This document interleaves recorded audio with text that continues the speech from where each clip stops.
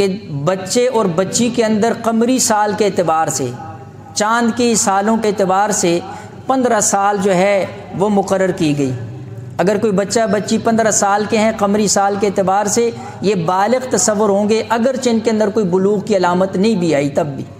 ہاں اگر اس سے پہلے کوئی بلوغ کی علامت آ گئی لڑکے اور لڑکی کے اندر، تب بھی وہ بالغ تصور ہوں گے، اب ان کے اوپر روزہ فرض ہے۔ اس لیے مسئلہ ذہن کے اندر رکھو، اگر ایک بچہ یا بچی طلوع فجر سے پہلے بالغ ہو جاتی، فجر طلوع ہونے سے پہلے بچہ یا بچی بالغ ہوگی، اس دن کا روزہ اس کے اوپر فرض ہو جاتا ہے۔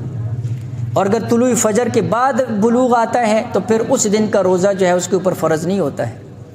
اس لیے، اور دوسری بات یہ ہے کہ بعض بچوں کو روزے رکھواتے ہیں، تو جو بچے قریب البلوغ ہیں، دیکھو ہماری شریعت کا ایک عجیب مزاج ہے، ایک رحمت کی صورت کے اندر اللہ کے نبی علیہ الصلوۃ والسلام نے نماز کی صورت میں فرمایا 7 سال کی عمر میں کہو، 10 سال کی عمر کے اندر ان کو مارو۔ کیوں؟ تاکہ جب یہ بالغ ہوگا، اس کے اوپر فرض ہوگی تو پہلے سے عادی ہو چکا ہوگا۔ ایک دم جب آپ کسی بندے کے اوپر کوئی بوجھ ڈالتے ہیں، کوئی چیز، وہ اس کو جو ہے وہ مشکل پیش آتی ہے۔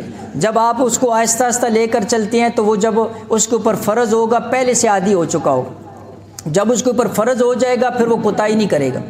جب پہلے نہیں کہا ہے، اب فرض ہو گئی، اب کہہ رہے ہو، اب وہ نہیں آئے گا۔ اس لیے روزے کی بھی یہی ترتیب ہے۔ نماز کے اندر تو عمر حدیث میں آئی ہے، روزے کے اندر کوئی عمر کا ذکر نہیں ہے۔ روزے کے اندر تحمل ہے، کوئی بچہ کتنا روزے کو تحمل کر سکتا ہے، روزہ برداشت کر سکتا ہے۔ لہٰذا اگر ایسا بچہ ہے، صحت مند ہے، بچی ہے، روزہ برداشت کر سکتی ہے، تو اس کو جو ہے اس ترتیب سے اس کو عادت ڈالی جائے۔ اس کا روزہ نفلی شمار ہوگا اور باقاعدہ جو ہے نا جو اس کا ثواب ملے گا۔ اس